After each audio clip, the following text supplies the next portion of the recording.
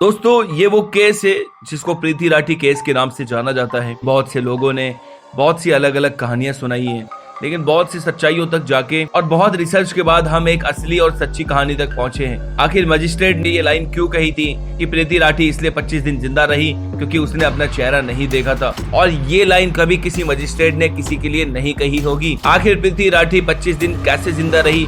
दोस्तों ये कहानी बहुत डरावनी है जो इंसानी रूह को अंदर से कपकपा के रख देती है। 2013 में घटी ये घटना पर देश नहीं बल्कि पूरी दुनिया रोई थी। दोस्तों कहानी शुरू करने से पहले हमारे चैनल को सब्सक्राइब जरूर कर लेना ताकि हम लोग आपके लिए ऐसी ही सच्ची घटनाएं लाते रहें। दरअसल प्रीति राठी दिल्ली के नरेला में रहती थी और बड़ी तैयारी और मेहनत के बाद और बड़े इंतजार के बाद प्रीति बहन का सपना पूरा हुआ और आखिरकार बचपन का सपना उसका पूरा होता है और प्रीति बहन की जॉब नेवी में नर्सिंग ऑफिसर लग गई थी। पर एक और अच्छी बात यह थी कि प्रीति की मुंबई माया नगरी में कोलाबा में बतौर लेफ्टिनेंट जॉब लग गई थी और अपनी खुशियों के साथ और अपने और घर वालों के सपने पूरे करने प्रीति मुंबई जा रही थी। प्रीति एक बहुत सिंपल लड़की थी और साथ ही वो बहुत इंटेलिजेंट भी थी और वो पहली बार दिल्ली से बाहर निकल रही थी, इसलिए प्रीति को मुंबई तक छोड़ने पिता अमर सिंह राठी, चाचा विनोद कुमार और चाची सुनीता भी साथ जा रहे थे। पूरी परिवार की खुशी का अंदाजा आप खुद लगा सकते हैं। इसलिए अब सारा परिवार 1 मई 2013 को गरीब रथ ट्रेन में बैठ जाता है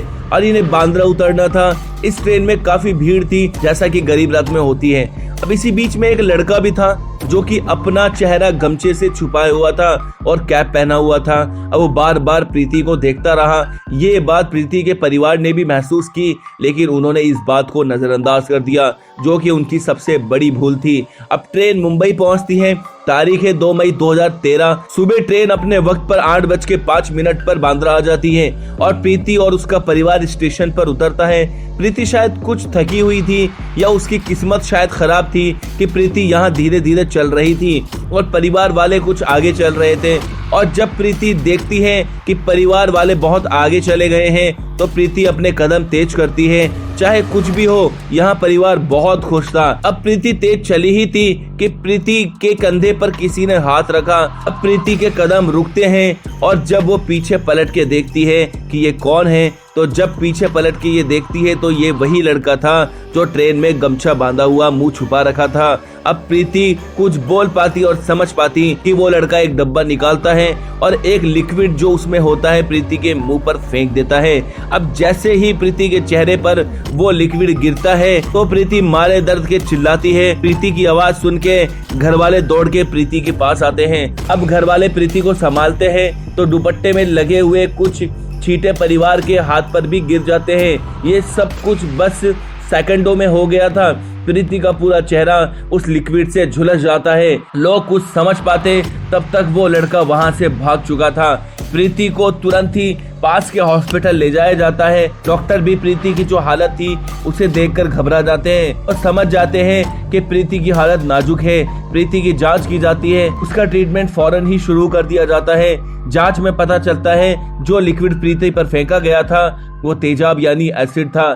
इस तेजाब से प्रीति की दोनों आंखें पूरी खत्म हो चुकी थी और प्रीति का चेहरा और जिस्म इस कदर जल गया था कि उसे देखा भी नहीं जा सकता था। लेकिन प्रीति को इसके बारे में बिल्कुल भी पता नहीं था कि उसके शरीर का हाल क्या है। वे बार बार डॉक्टर से पूछ रही थी, मुझे क्या हुआ, मेरी आंखें क्यों नहीं खुल रही, और डॉक्टर उसे दिलासा दे देते थे कि तुम बिल्कुल ठीक हो, सब जल्दी से ठीक हो जाएगा। इधर पुलिस वाले उस लड़के की तलाश में थे जिसने इस मासूम के साथ ये सब किया था। लोगों के दिल में यही सवाल था कि आखिर उस वैशी ने इस बच्ची के साथ ऐसा क्यों किया, और जब सच्चाई सबके सामने आई तो लोगों की रूह कांप गई। कारण जानकर आप भी हैरान हो जाओगे। इसके बाद प्रीति से उस लड़के के बारे में जब पूछा जाता है तो प्रीति लड़खड़ाते हुई आवाज में बताती है कि वो तो उस लड़के को ठीक से देख भी नहीं पाई। इसके बाद प्रीति की तबीयत बिगड़ जाती है और वो दर्द से तड़प रही थी। उसके अंदरूनी अंग तेजाब से पूरी तरीके से डैमेज हो चुके थे और धीरे धीरे काम करना भी बंद कर रहे थे। ये खबर पूरे मीडिया और अखबारों में फैल जाती है और अब शायद प्रीति को भी एहसास हो चुका था कि उसके साथ क्या हुआ था। लेकिन प्रीति अब भी ये नहीं जानती कि वो कैसी दिख रही थी और उसके चेहरे और शरीर का क्या हाल हो गया है। बस वो बार बार एक ही बात कहती थी कि आखिर मैंने किसी का क्या बिगाड़ा था। और एक दिन जब प्रीति से बोला भी नहीं जा रहा था तब वो अपने पापा से कागज पेन मांगती है। ये प्रीति के द्वारा लिखा गया नोट वो लिखती है, मैं अपनी मौसी के पीछे पीछे चल रही थी, फिर किसी ने मुझ पर कुछ फेंका तो मुझे जलन महसूस हुई। मैं उसे देख नहीं पाई कि वो गोरा था या काला। मैं तड़प रही थी। मौसी मेरे साथ न होती तो मैं मर जाती। और मैंने इस नौकरी के लिए बहुत तैयारी की थी, लेकिन शायद ये नौकरी अब चली गई। मेरी आंखें नहीं खुल रही है। मेरे चेहरे से ये प्लास्टर कब हटेगा? मुझे अपनी बहन, भाई तनु और निक्की की सिक्योरिटी करवानी है। और आखिरी लाइन प्रीति रोती हुई लिखती है कि आखिर मैंने किसी का क्या बिगाड़ा था। इसके बाद 1 महीने तक प्रीति का इलाज चलता है और आखिरकार दर्द से 1 महीने से प्रीति राठी 1 जून 2013 को जिंदगी की जंग हार जाती है और प्रीति की मौत हो जाती है। ये वही प्रीति राठी थी जो अपनी आंखों में हजारों सपने लेकर मुंबई नौकरी करने आई थी, लेकिन उसे क्या पता था कि वापस उसकी डेड बॉडी जाएगी। इसके बाद प्रीति के माँ बाप के साथ पूरे भारत में हजारों लोग प्रीति को न्याय दिलाने के लिए जुट जाते हैं और पुलिस भी पूरे जोर शोर से उस आदमी को ढूंढने में लग जाती है। आखिर कौन था वो शख्स और उसने प्रीति राठी पर तेजाब क्यों फेंका था? इसी दौरान पुलिस को सीसीटीवी फुटेज मिलती है, जिसमें पुलिस को उस जगह की कवरेज नहीं मिलती जहां ये वारदात हुई थी, लेकिन उस जगह से कुछ देरी की फुटेज पुलिस को मिलती है, जिसमें एक बंदा लोगों के बीच से निकल रहा था, जिसकी चाल सबसे अलग थी। पुलिस को उस पर शक होता है। पुलिस आदमी की पहचान करने की कोशिश करती है, लेकिन उस वक्त सीसीटीवी उतनी बेहतरीन क्वालिटी में नहीं थे, जिस वजह उसका चेहरा साफ दिखाई नहीं दे रहा था। टीटी से और बाकी लोगों से भी पूछताछ की जाती है, लेकिन उसका पता नहीं लग पाता है। कुछ महीने बीत जाते हैं। अब लोगों का गुस्सा पुलिस पर भड़कने लगता है और अब इस केस को मुंबई क्राइम ब्रांच को सौंपा जाता है। सीबीआई की टीम प्रीति के घर दिल्ली के नरेला को पहुंचती है। वहां उसके घर की जांच की जाती है। आसपास के लोगों से भी पूछताछ की जाती है, लेकिन कुछ नहीं मिलता। इसी दौरान सीबीआई की टीम प्रीति के घर के बाहर खड़े एक लड़के, जिसका नाम अंकुर कुमार था, उम्र 23 साल के करीब थी। सीबीआई की टीम अब इससे मिलती है। टीम उससे पूछताछ शुरू करती है। अंकुर बयानों में लड़खड़ाता हुआ महसूस होता है। सीबीआई टीम को उस पर शक होता है। इसी दौरान प्रीति की सहेली पुलिस को बताती है कि प्रीति ने उसे बताया था कि अंकुर कुमार उसे धमकी दे रहा था कि वो मुंबई में उसे देख लेगा। अंकुर की कॉल डिटेल निकालने पर पता चलता है कि अंकुर वारदात के दिन मुंबई में था। ये पता चलते ही अंकुर को अरेस्ट कर लिया जाता है और अंकुर से पूछताछ की जाती है। जाहिर सी बात है कि अंकुर पुलिस को उस वक्त कुछ नहीं बताता, लेकिन जब पुलिस अपने तरीके से उससे पूछताछ करती है तो अंकुर अपना मुंह खोल ही देता है और बताता है कि उसने ही प्रीति पर तेजाब फेंका था। और वो ये भी बताता है उसने प्रीति पर तेजाब क्यों फेंका था, और वजह बहुत ही शर्मनाक थी।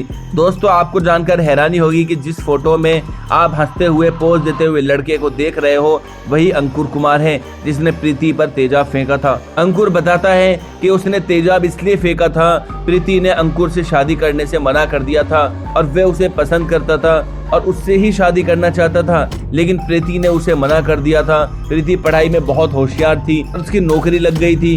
अंकुर प्रीति की तरक्की को देखकर जल गया था और इन्हीं वजहों से उसने ऐसा काम किया था। दोस्तों, ये घटना कुछ यूं शुरू हुई। जब प्रीति मुंबई के लिए रवाना होती है तो अंकुर भी उसके साथ ट्रेन में चढ़ जाता है और च्यवनप्राश के डिब्बे में तेजाब डालकर रख लेता है। और अंकुर ट्रेन में ही प्रीति पर तेजाब फेंकना चाहता था, लेकिन भीड़ होने के कारण उसे मौका नहीं मिल पाता और मौके की तलाश में वो प्रीति के साथ मुंबई तक चला जाता है और वहां अपनी हैवानियत दिखाता है। उसके बाद दोस्तों, ये हाई कोर्ट में ये केस चलता है और इंडिया में ये पहला केस था जिसमें तेजाब फेंकने पर फांसी की सजा सुनाई गई थी, लेकिन बाद में इस सजा को उम्र कैद में तब्दील कर दिया गया। और दोस्तों, इस केस की सुनवाई करने वाले जज ने लिखा था कि ये बच्ची 30 दिन तक इसलिए जिंदा रही क्योंकि उसने अपना चेहरा शीशे में नहीं देखा था, और अगर ये अपना चेहरा शीशे में देख लेती तो ये शायद पहले ही दिन मर जाती। ये सुनकर अंदाजा लगाया जा सकता है कि इस हैवान ने प्रीति की क्या हालत कर दी होगी कि प्रीति का चेहरा, शरीर कुछ भी देखने लायक नहीं था। दोस्तों, शायद ये कहना गलत नहीं होगा कि ये इंसान के रूप में जानवर था जो हैवानियत के इंतहा तक पहुंच गया था, लेकिन बुरे काम का बुरा नतीजा ही होता है। दोस्तों, प्रीति राठी की ये दर्द भरी कहानी आत्मा को झंझोर कर रख देती है। समाज में ऐसी घटनाओं का होना आम हो गया है। तो दोस्तों, निवेदन करता हूँ कि अपना ख्याल रखिए, अपने परिवार का ख्याल रखिए। मैं मिलूंगा आपसे एक नई घटना के साथ। धन्यवाद। जय हिंद।